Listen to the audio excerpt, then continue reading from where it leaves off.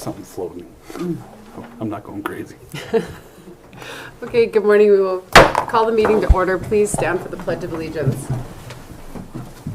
Pledge allegiance to the flag of the United States of America and to the republic for which it stands, one nation, under God, indivisible, with liberty and justice for all. All right, good morning, everyone. Thank you for being here. It looks like everybody has signed in, I think, already. Al, I might call you out. If you haven't signed in, please make sure you sign in on the sign-in sheet there in the back. And when you come to the podium, please state your name and spell your name. It is important for the record and for anyone else listening. Is there any public comment this morning on any subject not on the agenda? Is there any public comment? I have some. Okay, go ahead. A couple things. Just for the record, December 10th, there will not be a commission meeting. I do have a public email that I received this morning from MDT. We will put this on the website. They are inviting the public to comment on a proposal that will resurface about 26.5 miles of secondary highway 284 east of Canyon Ferry Dam. The project will begin at mile marker 16 east of the dam and extend south, ending at the intersection of Highway 12. So there's a way to public comment, and either there's some phone numbers that you can call or online. And as I said, I will post this on the email or on the website. Also, MDT, as of right now, they will be attending, and when I say they, several of them in person and some online, on January 14th. That's a long ways off. At our commission meeting? Yeah, at our commission meeting. Hopefully that doesn't change. We tried to have it sooner, but with everybody's schedule, December was tough to do, and there's certain key people from MDT that I really wanted here. So January 14th, hopefully that date will stay, and we'll keep you updated. Debbie, is it gonna be like talk about all their projects in general, or are they gonna be saying anything specific? They will talk about all their projects in general, all the silos south, Winston North, safety, the silos area, and it will be open to any questions from the public. Awesome. Thank you. I don't have anything. Did you? I just had that we're closed. The courthouse is closed this Thursday for Thanksgiving, and then starting next Monday, the access to the courthouse will be the northwest door in the parking lot. All the rest of the doors will be locked. Yes. That starts December 1st. I'll add to that too. That's, we did put that in the paper. We're going to continue to let people know. I think we're going to send out a text MyGov alert on that as well, so people know there will be parking space. That whole area, you've got 3 handicap parking spaces because that door does access the elevator. It is the only door that has that ADA access to the elevator.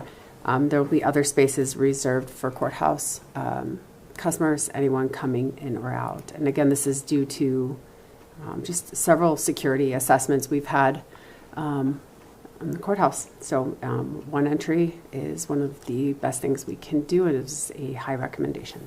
So, all right. Anyone else? Any other public comment? Okay. We will go ahead and close the regular meeting. We are going to open the public hearing on the Broadwater County subdivision regulation amendments.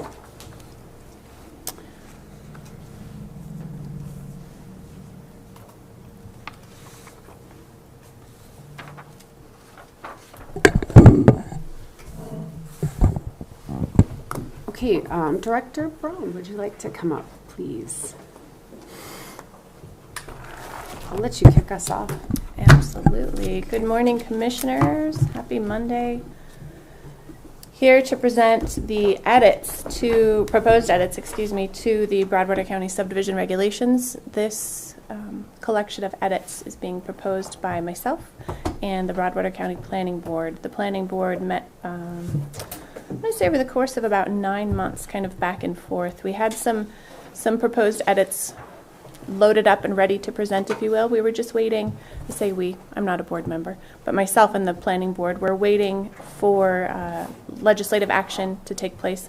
Some laws went into effect at the beginning of May and some the beginning of October, and so thus the waiting, if you will, until this period of time, just to ensure that we captured as many of those new laws as possible. Well, all of them with the exception of one, which I'll speak about at the end of this public hearing when we're in the public, I'm sorry, when we're in the, when we're out of the public hearing and when we're into that agenda item. I'll talk to you about that one edit, but because it's not relevant to this conversation. So commissioners, you should have available to you as well as posted online a kind of a one-pager of the listing the pages that the edits are on of the subdivision regulations. And if you'd like, I can go through those page by page. There's not an exceptional amount of edits. If you want to go that way, or Madam Chair, I can defer to you if there's a different direction that you'd like me to present this information. I'll ask the other two, how would you guys like to do this? I'm fine with page by page. Okay. Page by page. Debbie, are you okay with that? I would agree. Okay. Perfect. Let's go ahead and do that. All right. And so I'm going to make this presentation, and I will not pause after each of the edits. I'll save all of that for the end if that's okay. So we're not pausing on each item. Okay. So on page 1, an edit to the definition of a definition of access, legal and physical, legal access.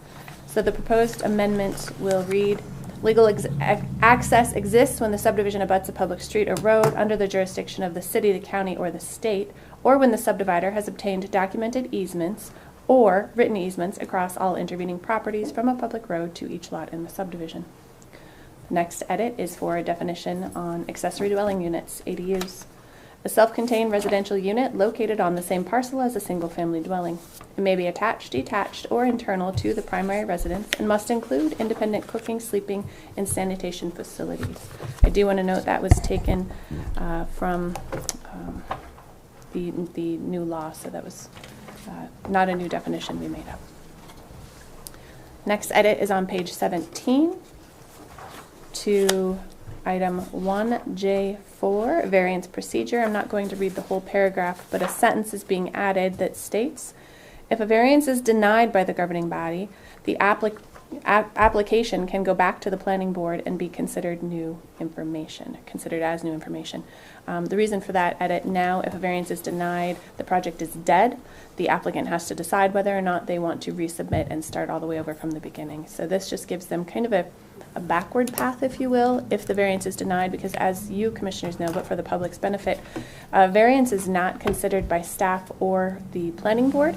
The governing body has to grant the variance. So if there's a variance in a subdivision, the developer has to request that variance and go all the way through the process and get to the point of meeting with the commissioners for preliminary plat, and then they have that determination. So it just kind of gives them a little bit of an easier path backwards and then forward, if that makes sense. Yeah.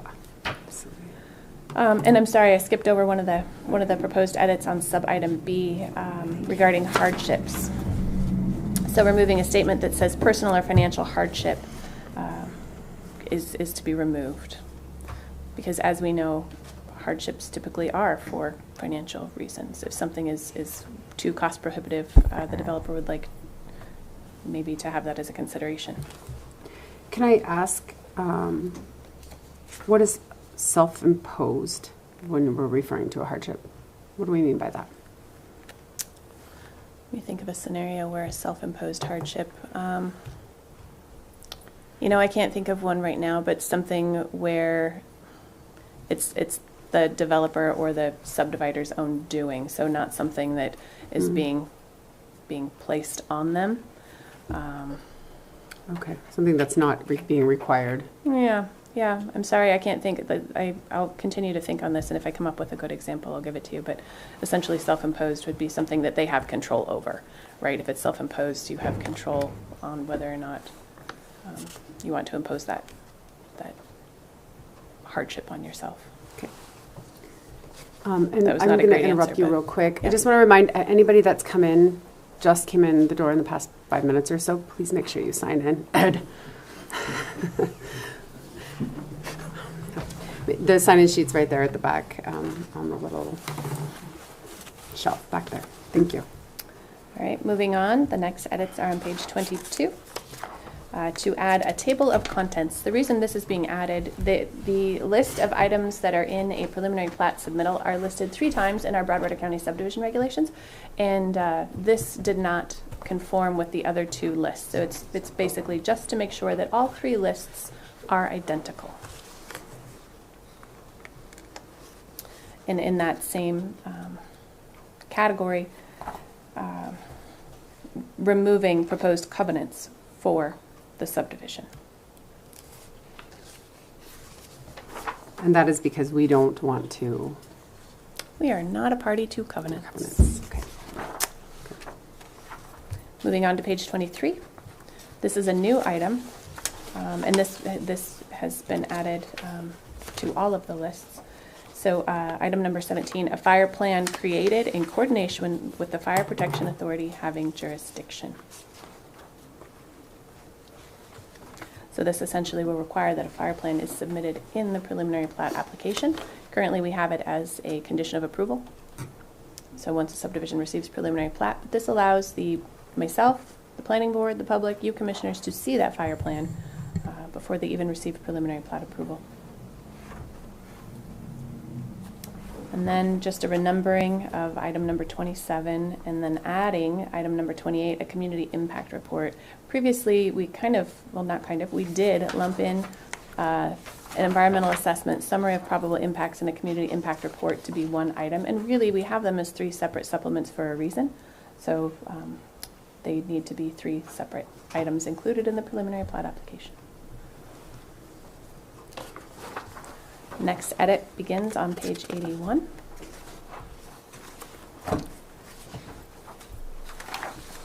This is a section on fire protection. So essentially page 81, page 82, 83, and 84 are all the same category in that the fire protection water supplies section on page 81, 82, 83, and 84 are being proposed to be removed. And in its place, the following statement: a fire plan will be created with the Fire Protection Authority, FPA, with jurisdiction for the area in which the subdivision is located. The applicant will work with the FPA on that fire protection plan, and the fire plan will take into account that there is a water supply with sufficient volume for effective fire control for majors only. So that's not to say that the fire plan won't be provided the water supply for majors only. And that concludes the edits in the subdivision regulations. The next set of edits are in Supplement 7, which is Appendix C. Supplements are part of Appendix C, of the subdivision regulations. Supplement 7 is the environmental assessment criteria. These edits are coming from MACO, and we're actually taking them verbatim. These are MACO best practice tips that they released shortly after, I want to say 3 to 4 months after the Horse Creek Hills ruling in Broadwater County in February 14th of 2024. Actually, MACO put together this suggested environmental assessment criteria. We've actually been loosely following this, but it's not been adopted, so this is just to make it regulatory. So I will read these edits into the record, and then that will conclude my presentation, and I'll allow time, obviously, for your questions and the public's questions and comments. So sub-item 1A, surface water, adding a statement that says, a complete and sufficient application shall include information for all natural water systems on the aquifer upon which the project is located, as well as distance from the proposed project. 1B, adding a sentence that states, a complete and sufficient application shall include information for all artificial water systems on the aquifer upon which the project is located, as well as distance from the proposed project. 1E, adding a sentence that states, a complete and sufficient application shall include permits and the date the permit was applied for. Item 2, regarding groundwater, adding a sentence that states, a complete and sufficient application shall include hydrological study with characteristics on the nature of the aquifer and how surface waters interact. No edits on page 22, and the last edit is on page 23 of Supplement 7. That states, and this is on on 4 4. A complete and sufficient application shall include a weed management plan approved by the jurisdiction's weed board, which again, we're already requiring. We're just placing that into the statement on our environmental assessment. And that concludes my list of proposed edits.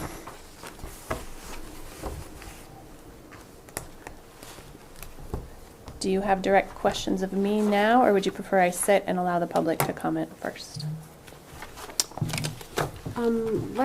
Let's go through a couple of our questions, because it Okay. might answer questions for the public, Perfect. possibly, and then we can take public comment after that. Did either of you want to lead off? I can start with one, just on, so it'd be on page 1 on the legal access. So the first part's pretty clear about a public street under the jurisdiction of the city, county, or road, or city, county, or state. So city streets, county roads, state highways, that makes sense to me. It says, or when the subdivider has obtained documented easements. To me, I feel like documented easements is kind of ambiguous of what that could mean. I think it would be better to be specific of just like trying to figure out a way to put like documented easements dedicated to the public or something to be, since that's what we're going to require anyways. Just so it's just, I mean, to me, just to kind of clarify what it is that we're looking for. So just public, documented public easements. Mm-hmm.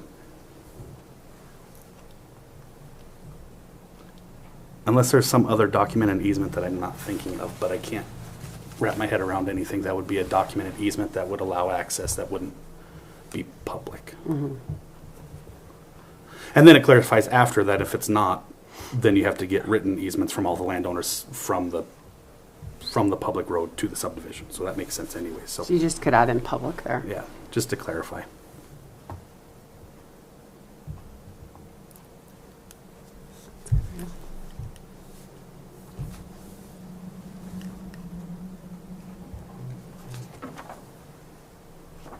Debbie, did you have any comments on that one?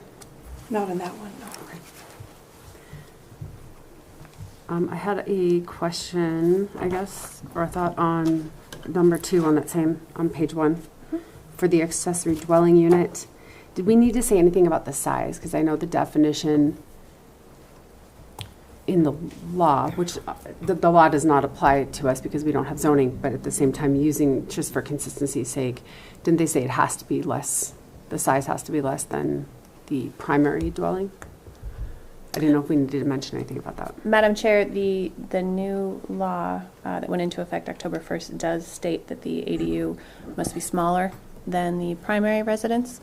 Again, yeah, you are correct that that law does not apply to us because we do not have zoning, but that is the same law in municipal zoning code as well. So just for consistency's sake, you certainly could. If we're, I mean, if it's an accessory dwelling unit, I think it would be good to use that same language. I'm not sure what that language is exactly, find but it. just add that I in. can find it. Madam Chair, may Yes, please. it gets back to, I thought of that too, because it's been a lot of time on discussing ADUs and researching. It gets back to we don't have a building permits, Mm-hmm. so nobody's going to go check it, Right. or the floor plan, or the layout, or, so I guess we can put it in there, but to be honest, there's no Who's going to check? Right. enforcement. At least not right now, at this time, you Right. know, and not in the near So I don't- future. But I don't know that it's bad to put it in there. I was just thinking for consistency with what Absolutely. legal, just What- legally what yeah. we're looking Right. at. That's all. That's my thought. So we come upon this every now and then with Mhm. without building permits.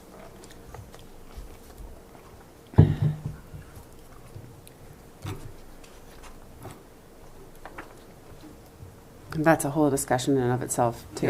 Yeah, and it's good and bad.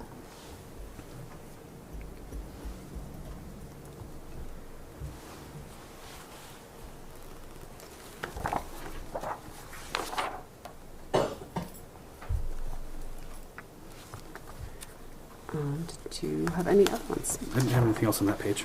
Okay. Sorry. All right, so on page 17.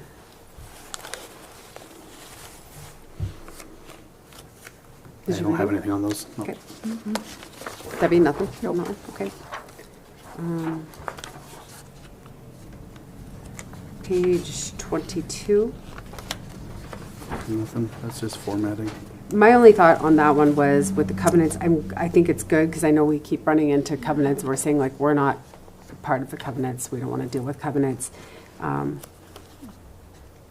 Not having any covenants on record, is that going to make work for us down the road when we have people that come in and say, because I feel like we have that conversation with residents a lot about, that's not, we don't handle that. That's going to be a covenant. That's going to be something that's in your covenants. You need to go look at that. But I'm not sure. Did we want to know that specifically? Madam Chair, may I respond? Please. I think the reason for the removal, as you all know, because we have had several conversations surrounding covenants in the past, 20 years, but when we include the covenants in the preliminary plat application, it's a little blurry on whether or not now that's a part of the record. And a good example, to go back to the ADUs, if a subdivision application is for one single-family residence, that's what I'm reviewing it as. That's how I'm presenting it to you. One single-family residence per lot, excuse me. But if the covenants say they could have 2 or 3, is that conflicting information? Absolutely. So the covenants really should be held in the hands of the HOA, the future landowners, even if there's not an HOA. So for us to require them, we're looking at them, but we're not really considering them because there's nothing we can do with them. And when I say we, I'm talking about all of us, myself, the planning board, the commissioners, through the preliminary review process. And so that was the reason for taking it out. They still will be a part of the record if a developer chooses to have covenants. They'll still be recorded at the clerk and recorder's office and available to the public. We're just not looking at them as part of our consideration of the subdivision application. Does that make sense? Yes, Okay. that definitely.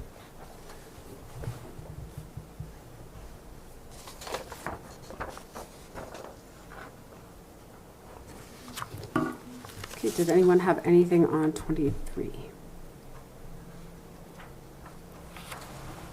I did not. I do not. Okay. Madam Chair, can I add something to Please. that? Now that I'm looking at it, I know the planning board had spoken about this, and it's beneficial that Ed Schindel is here, our Broadwater County Rural Fire Chief and our planning board president. But I'm wondering if it may be a good idea or something to consider to state an approved fire plan. At this point, because for myself, from a staff position, I really would like to see this fire plan approved Yes. prior to the applicant receiving element completeness on their application, very similar to what we do with the noxious weed management plan. So they've worked all those bumps out in the very beginning instead of getting it through the process and then trying to work backwards and correct some errors. So if I may suggest an edit, signed and approved fire plan. Thank you. I had written down signed with a question mark on here, so perfect.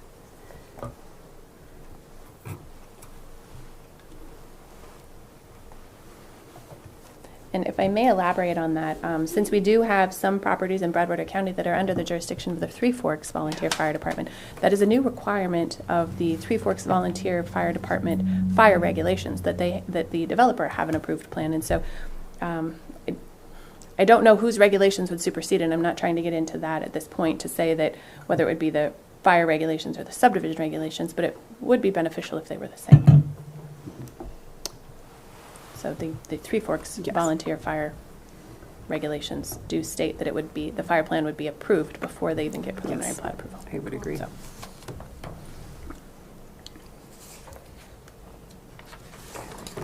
Anything else on page 23? Nope.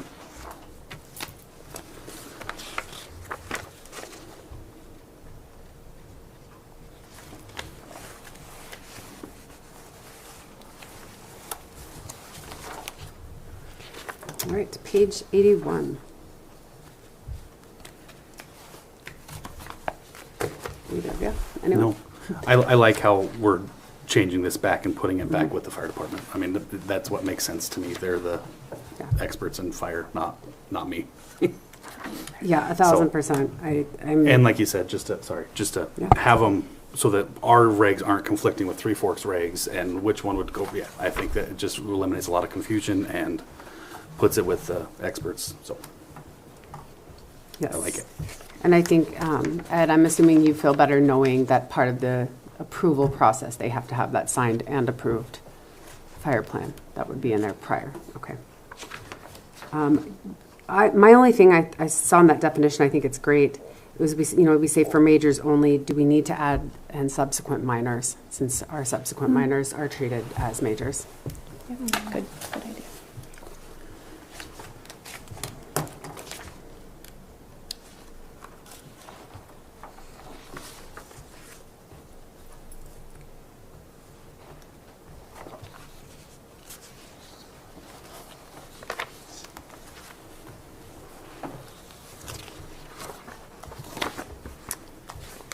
Anyone else on that page, or those pages? Nope.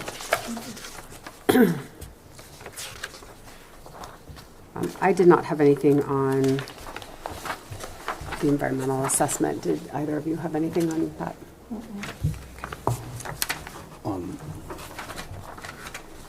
On the The supplement? next one, supplemental. Yeah, on the supplement.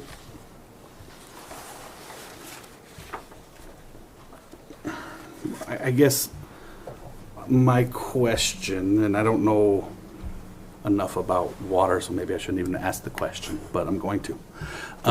So for A's and A and B, when it says they're both kind of similar, just one's artificial, one's natural. So it says, I'm going to read the artificial one. That's what I'm looking at. A complete and sufficient application shall include information for all artificial water systems on the aquifer upon the project. So is it saying like you have to locate the boundaries of the aquifer and then go out and figure out every natural water system and artificial water system that is above that aquifer? Is that, do you know? Madam Chair, may I respond? Please. Yes, I do know, and yes, that is what it's saying. Okay.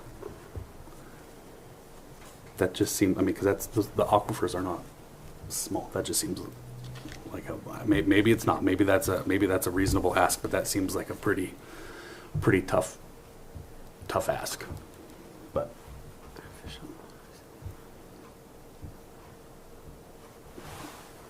I mean, I think it would be hard to even just completely establish the exact boundaries of where the aquifer I mean, like, sits. like Bureau of Mines is going to have a lot of that information, but all artificial water systems in the aquifer. I mean, to me, it would make more sense to say like all natural and artificial water systems within a X distance, whatever that distance is, whatever, you know. I kind of, I'm in agreement. I just don't know what the right way to say it is. So it's something I need to look into more on this definition. Madam Chair, may I ask? Please. Is that this language, where did this come from? MACO or? Yes, ma'am. It came from MACO based on the judgment against Broadwater County of February 2024. That specific language, I believe, was in the judgment. And how do I say this? These recommendations came directly from MACO. These are verbatim. Okay. I nor the planning board made any edits to this language. While I do understand what you're saying, it was recommended by MACO Legal Counsel, and I'm so sorry, MACO stands for Montana Association of Counties. Legal Counsel put this together for all 56 counties in Montana to consider adopting. I'm wondering if we can dig into that a little more, and just because it kind of like the previous fire regulations we did last year in September, where you're like, oh my gosh, this is really difficult for for a minor subdivision, the cost, just the burden there. That's a lot, like information on all artificial water systems on the aquifer. I mean, yes, you can get the aquifer information, but this was a distance from proposed project. I just want to make sure, I think doing our due diligence to make sure that that's a reasonable request. Yeah. That's all. And I understand, I'm not questioning MACO on that. I think, MACO obviously put stuff together for best guidance because this is like we're all flying the plane and putting it together at the same time. after this ruling. So there's a lot of unknowns with water, but that would be my intent with looking at that. Commissioner Randolph, did you have anything to add to that one? I don't. Okay.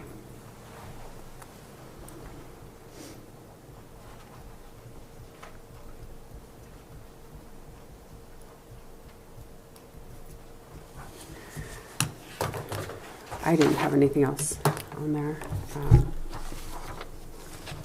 No, I don't think I do it this time. I think the only other thing we will have to consider on our end as you know, the governing body is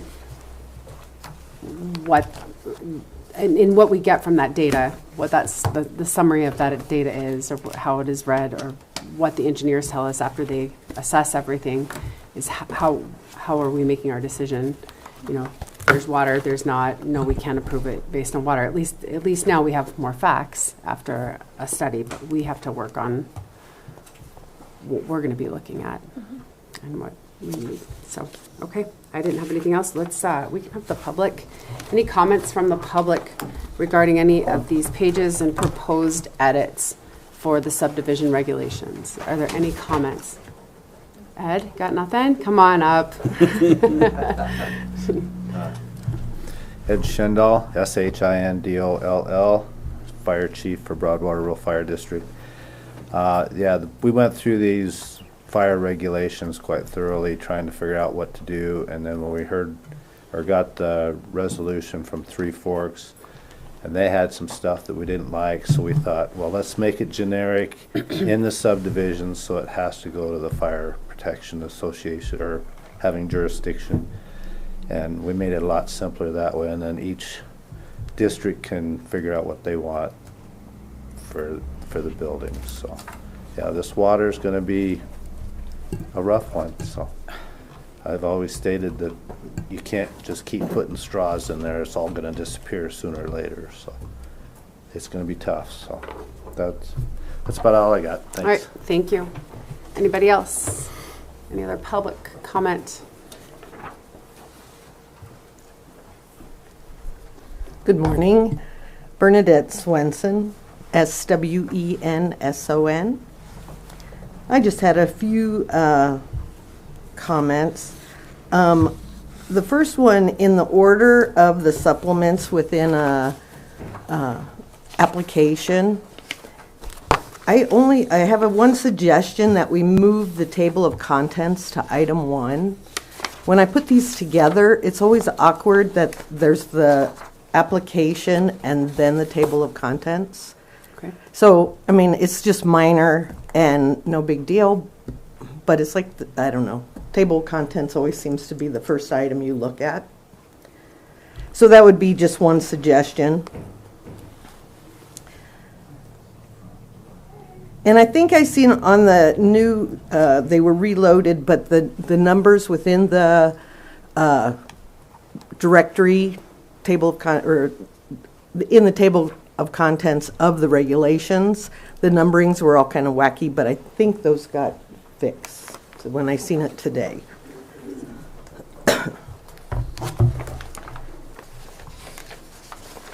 One other thing was in the definition of legal access, written easements, or no, when the subdivider has obtained documented easements, maybe it could say obtained or there's existing dedicated public easements or something. The word obtained almost looks like the developer is responsible to go obtain it. And I know it could be obtain existing documents, but I didn't know if the word existing should possibly be in there. And these are just minor things that I just question, like how to put it into practice.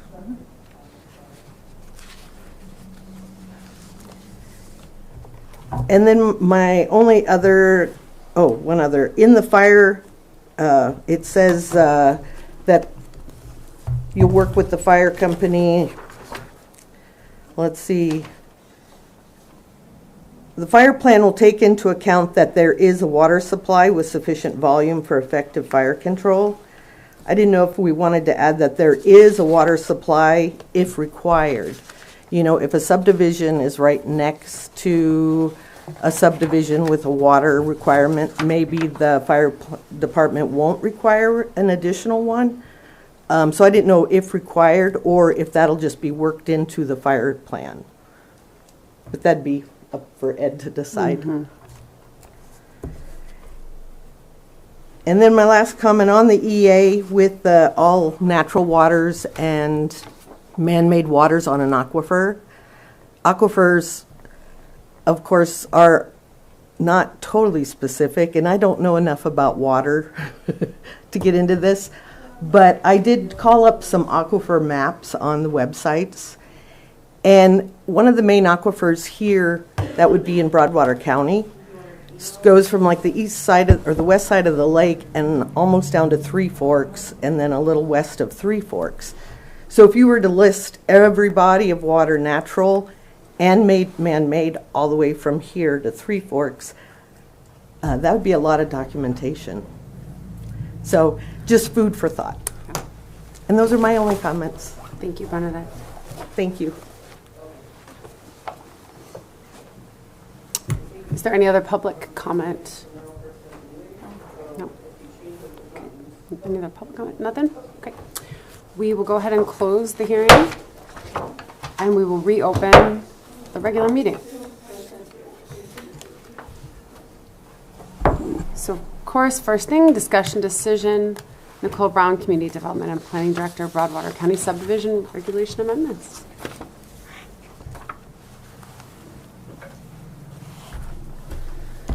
So Commissioners, upon hearing your suggested edits as well as those from the public, I would suggest that you table this topic today and review it maybe again at the next available commission meeting, which is December 3rd. I'm not sure if you feel comfortable enough to make motions on the proposed edits today or if you'd like to take some time to review those. The takeaway for me from this meeting right now, the biggest issue I'm hearing is to find or seek guidance, if you will, from MACO, Montana Association of Counties Legal Counsel, just to determine if indeed that's really what they meant to say, and if that is truly the takeaway, if you will, out of the judgment. But I don't believe I have any other task items. I do have your proposed edits, but none of them having made motions.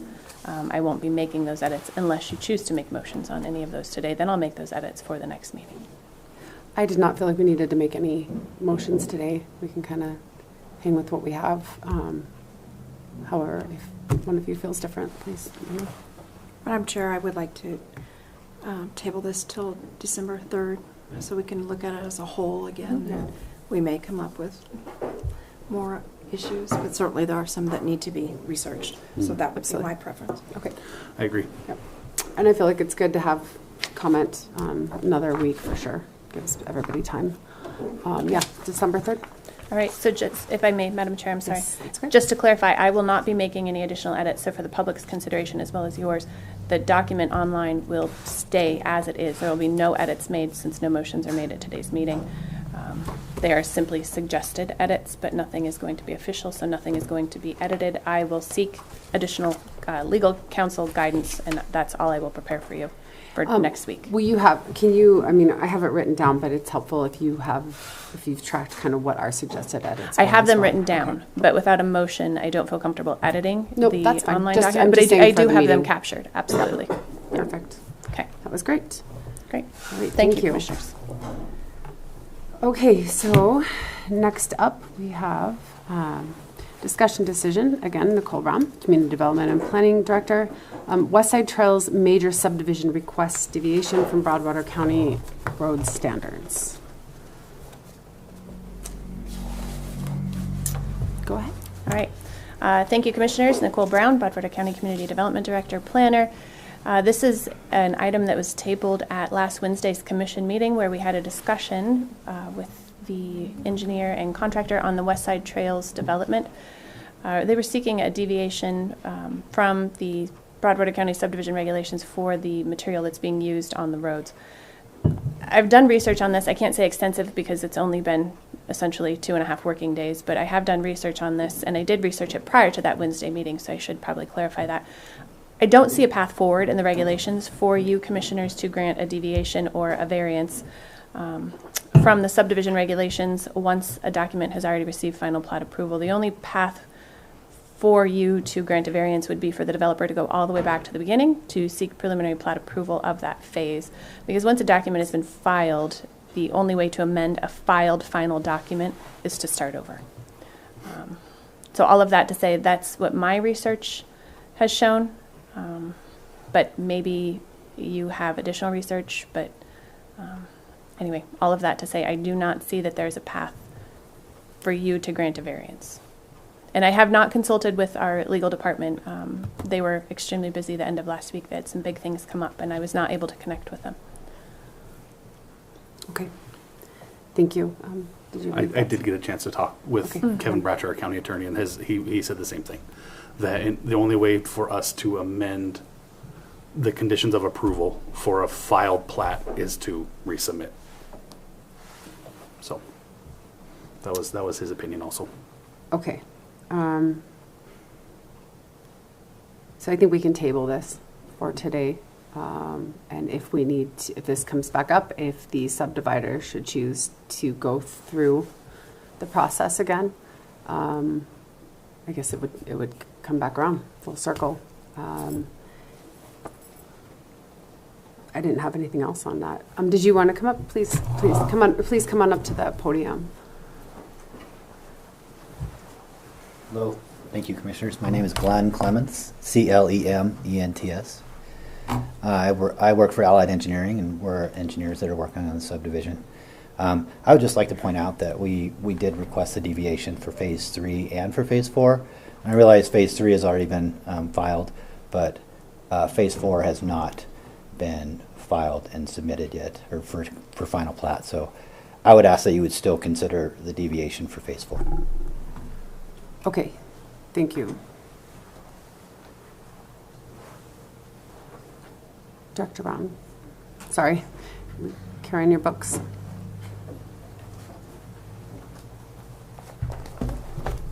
So Commissioners, I'm just going to look through my regulations here to determine the path for amending a preliminary plat, because I do not know it off the top of my head. Phase 4 has prelim plat approval. Correct.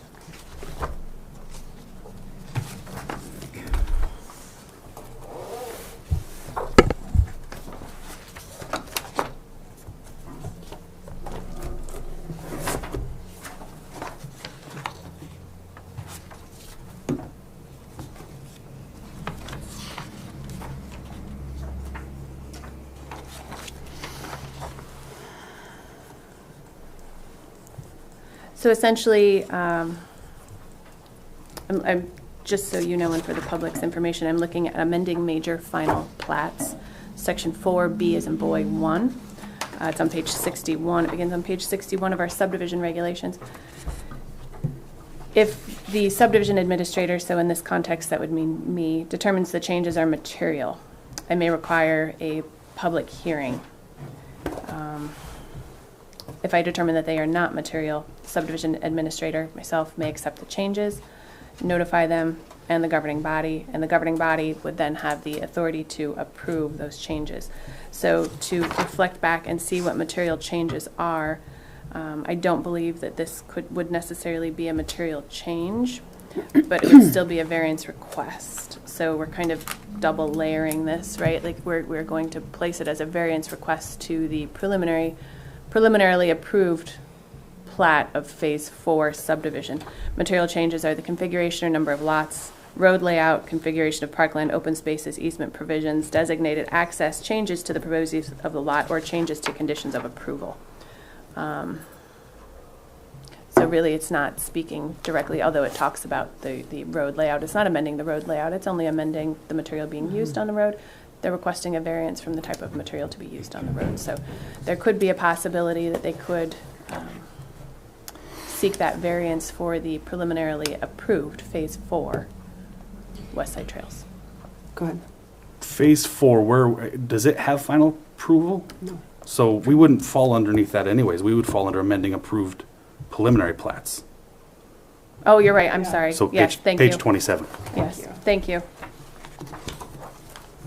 You're right, I was looking at it as if it were Yeah, I didn't think we had final approved. approval No, yet. thank you. So page 27. Yeah. Amending preliminary plats. Amending an application. Amending approved preliminary plat before final plat approval. So that's section 2A5. So similar, actually identical process. If the subdivision administrator determines the changes are material, then they would have to go back through the process. If I were to determine they were not material, and using this list of material changes, changes to the conditions of approval is the only item that I can see it may be, because the condition of approval, and I don't have the conditions of approval for West Side Trails in front of me, but that the engineer will sign off on the roads as meeting specs. So are we amending that condition? I don't know. I would need to take more time to consider that. Okay. So, okay. So will this need to go on, should we take this request for Phase 4?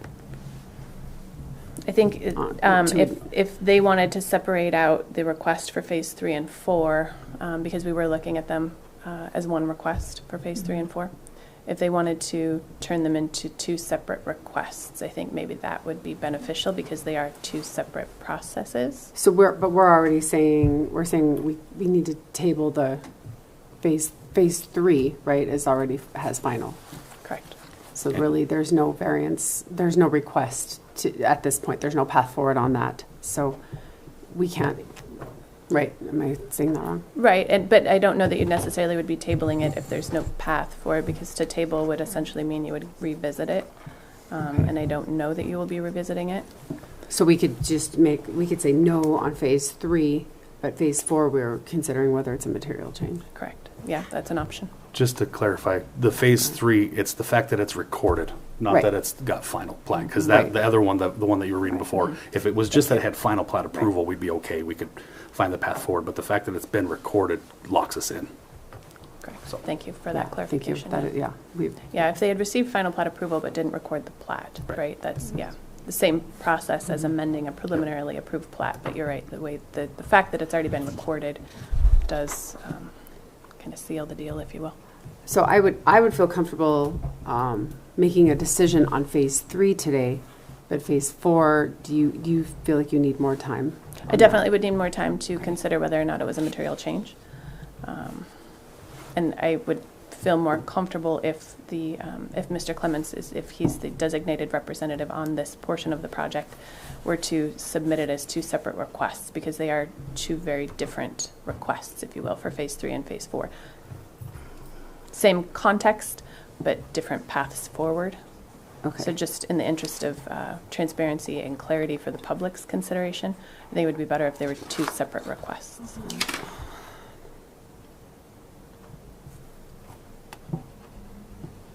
I mean, our agenda item doesn't have it broken down. No, it does not. I don't know. I think, I mean, in the interest of just paper, for paper's sake, I feel like we could be very clear, and please disagree with me if you need to. I feel like we could be very clear about Phase 3 based on this request today, and saying no to that deviation. Phase 4 would need to be brought separately. Like, I think we could we can denote that today. We can say that. Or Madam Chair, or we just don't act on Phase 3. Or we just don't act on Phase Yeah. 3. Yeah, I guess. Usually a we don't motion have is to. in the positive. Okay. Okay. So I would say, yeah, so we're not taking action on Phase 3 because there is no way for us to take action. We don't need to take action to have a lack of action. It's Monday. Government is the Okay, best. Phase 4, we will need a separate request specifically for Phase 4. Does that sound correct? That sounds appropriate, Okay. Madam Chair. And it'll be safe to say, Mr. Clements, if you have questions, please work with Nicole directly. She'll kind of guide you through whatever is needed there. Okay, thank you. Thank you, Commissioner. Yes, And again, thank you. I guess Sorry. I would just point, if I No, may. go ahead, If I go may. ahead. That would need to be December 3rd, December 10th, there's not a commission meeting. December 17th, we may have one, but Director Brown is not available that morning. She can be available in the afternoon, just for calendar sake. So everybody's on It's a the crazy same month. page. And then it's almost 2026, Ah, just to throw that out there. yeah, thank you. Thank you, Commissioners. Too fast, thank you.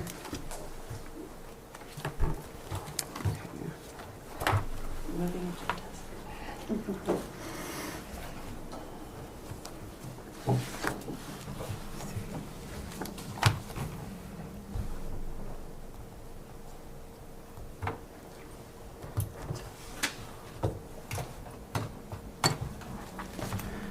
Okay, so the next two items, because it is a Monday, we are going to have to table both of those items, which are both subdivision exemption requests, because there was just kind of a communication snafu, and we did not get the paperwork posted online as required. And so we will just table those to the third, but I believe you have reached out to both of those parties. Sorry to make you come up again. That's okay. Madam Chair, I reached out to the surveyor. I had confirmation from the surveyor this morning that he reached out to both of those two parties. Okay, So I just, Thank for you. clarifying, I did not, but I have received confirmation that they've been notified. okay, thank you. All right, that leaves us with discussion, purchase of the building silos. It's 111 Beaver Drive. This is for emergency services. This was discussed a couple weeks ago. And Commissioner Randolph, I will let you lead away with that And one. we had a great conversation, whenever that was, 2 weeks ago. They all were together. I want to emphasize, yes, we do keep calling this emergency services building, but if this moves forward, the plan is to also have a meeting room. I think that's very important, with the facilities that we have here, so they can be recorded, view on Teams or Zoom or whatever, and for voting purposes. Right now, the only place to meet in that area and vote is, that I'm aware of, is Winston Fire Hall. And that certainly is not ideal. I attended Sheriff Rouser's meetings last year in the evening, and it was very cold. And so I just want to keep in mind, it's a much more than EMS, but certainly I believe the road department would be using it. The weed department has plans. Friday afternoon, Megan Bullock, our sanitarian, pulled up a lot of records about the well and septic and all of that, and I'll be reviewing that with her this morning. All the comments that I have received are in the positive. There's also that Silos Road will get, if this goes through, will get more traffic. TJ and I got it, because the government, federal government is back in business. We did get an email Thursday or Friday from the BLM about the fence, because if we widen that, if that road is widened, the fence will have to be moved and replaced. Certainly the county's not going to move forward with that. So I don't know if there's not a lot of update, but there will be each week until this is finalized, yay or nay. And if I may, Madam Chair, another, certainly not this item, but I think it's can go on public comment. A few weeks ago, we had a conversation about White Horse Road. Reached out to Lindsay Babcock with BLM. 2 days after she got back to work, she reached out to the residents, and they are working on a plan. Which is amazing. She did that so fast. She was on that. She was amazing. So things do happen quickly sometimes in federal government, not often. But I just want an update on that. That project is moving forward, and that is between the BLM and those residents. If we hear an update from residents or BLM, we'll certainly update you. But we are not involved in those conversations. Back to the Silos building real quick. Yes. Do we have any guesstimated timeline? We've got some things to work through. I will be meeting, I personally will be meeting with the owner this afternoon. I talked to Kevin Bratcher, our county attorney, a couple times. We have some questions for him. So we'll get those clarified, and I suspect December 3rd I'll have an update. Awesome, okay. Is there any public comment on the silos building? Does anyone want to make any public comment? We've received a lot of letters of support and, okay. Public comment? Okay. All right, thank you. That's it for today. All we have left are claims. Is any comment on anything else before we do claims? I'm looking at both of you guys. I don't have anything else. I don't. Okay. All right, that's it. Thank you, everyone, for being here. Appreciate it. All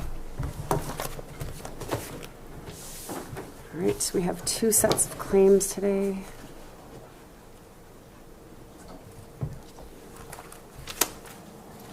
The first set is for $78,610.75.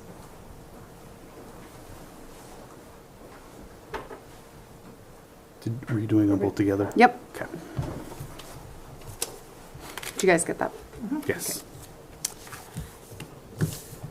Other one is for $279,140.19.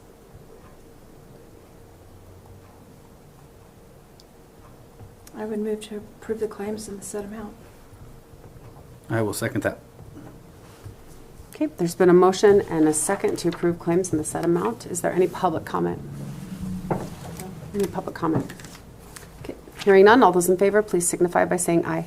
Aye. All those opposed, same sign. Motion passes. All right, I think that's everything for today. We will adjourn. Ed, I know you tried to resist.